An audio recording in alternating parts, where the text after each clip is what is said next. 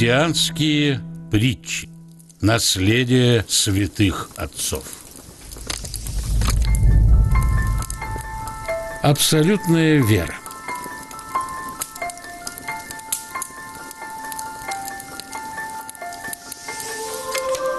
Стояло засушливое лето,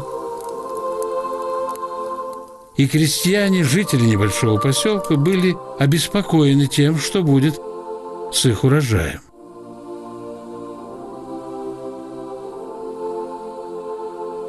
В один воскресный день после службы они обратились к своему священнику за советом.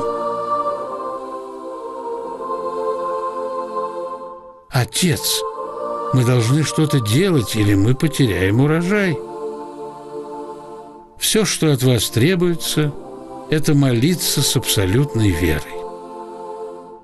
Молитва без веры – это не молитва. Она должна исходить из сердца, – ответил священник.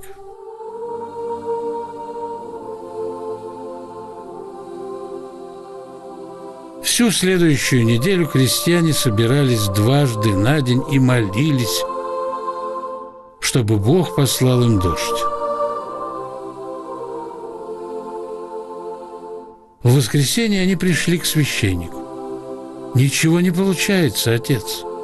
Мы каждый день собираемся вместе и молимся, а дождя все нет и нет».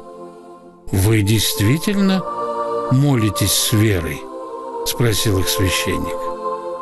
Они стали уверять его, что это так. Но священник возразил: «Я знаю, вы молитесь без веры, потому что ни один из вас, идя сюда, не захватил с собою зонтик».